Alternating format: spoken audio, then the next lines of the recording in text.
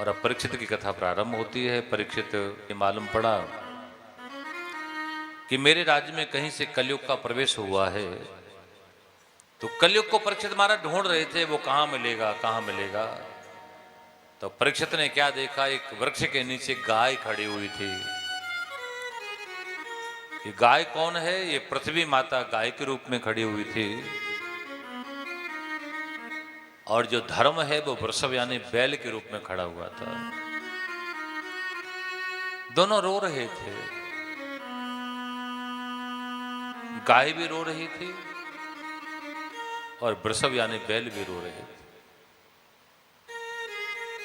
यही कलयुग है प्रभु। कलयुग में सबसे ज्यादा दुर्दशा किसकी होती है? गाय की। अब लोगों के पास में कुछ कहानियां और किस्से भी हैं मन को समझाने के। किसी गाय को दुखी देखते हैं लोग तो क्या कहते हैं, नहीं सीता माता ने शाप दिया है गाय दुखी रहेगी कलयुग में। मतलब आप अपनी जिम्मेदारी से हटना चाहते हैं। तो कलयुग में हमारे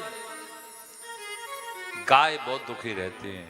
आप क्या समझते हो कि गौशालाओं में गायों की सेवा नहीं, पास से जाके देखा करो महाराज, कितना गोबर पड़ा होता है, कोई गोबर उठाने वाला नहीं है।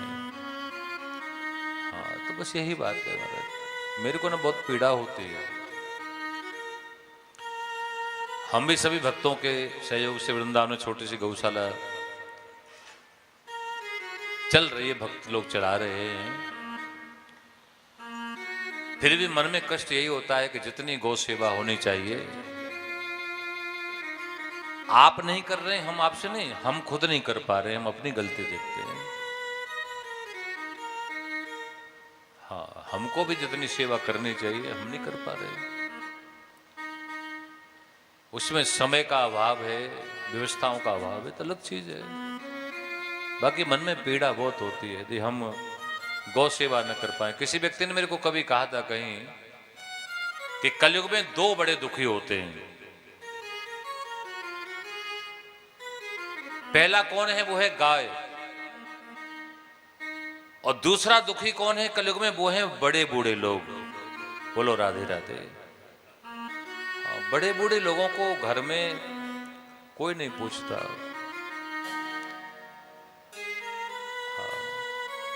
ठीक है, कोई कोई सौभाग्यशाली होगा कि घर में बड़े बूढ़ों को कोई पूछता हो, लेकिन प्राय बेचारे बड़े बूढ़े लोग कलयुग में दुखी होते हैं। तो कलयुग का स्वरूप यही है। एक समय था कि लोग बड़े बूढ़ों को सेवा करते थे।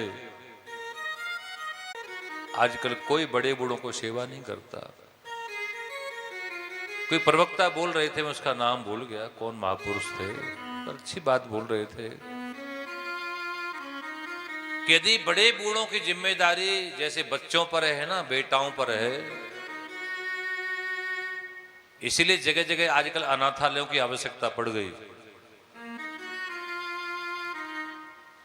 बेटों के ऊपर में जो जिम्मेदारी आई ना बड़े बूढ़ों की सेवा करने की, तो यही जिम्मेदारी यदि बेटियों के ऊपर होती ना तो अनाथालय नहीं बनते। आज कोई बेटी अपने माता पिता को अनाथ आश्रम में छोड़ के नहीं आती यदि ये जिम्मेदारी बेटियों को दी जाती। बहुत अच्छी बात लगी मुझे उनकी, क्योंकि जितना ध्यान बेटी रखती है माँ बाप का, ठीक है कोई कोई बेटे अच्छे होते हैं, ऐसा नहीं मैं कहता कि बेटे सभी बुरे होते हैं। हाँ कोई कोई बेटा भी अच्छा होता है, लेकिन यही बात है उनकी बात मेरे को बहुत अच्छी लगी कि यदि माता पिता की सेवा यदि बेटियों की जिम्मेदारी होती तो आज कहीं भी कोई अनाथालय न होता। क्योंकि बेटी सेवा करना जानती है। तो चलो मैं निंदा के रूप में नहीं, तो प्रसंग बस ऐसा बोल दिया मैंने। तो यही बात है, गाय बहुत दुखी है कलयुग में। अभी शीलमपुर में कथा मैंने की, 10 तारीख को ही वहां कथा पूरी हुई, 3 तारीख को शुरू हुई। तो मैंने शीलमपुर में बोला था, मैंने भी वहां पर संकल्प ही कर लिया कि आगे से किसी कथा में मैं भी भक्तों से कभी गौशाला के लिए याचना नहीं करूंगा। जिसको देना है अपने भाव से दें, पर मैं याचना करके मेरे को तकलीफ होती है। मेरे से जो बनेगा मैं सेवा खुद करूंगा। हाँ, बाकी मैं कभी किसी को नहीं कहूंगा कथा में कि आपको मेरी कोई हेल्प करनी है, कि मेरे को गौशाला के लिए आपसे कुछ चाहिए, ठीक है ना। बाकी आपसे ठाकुर जी लेना चाहेंगे तो ले लेंगे, ठाकुर जी का अपना मन है।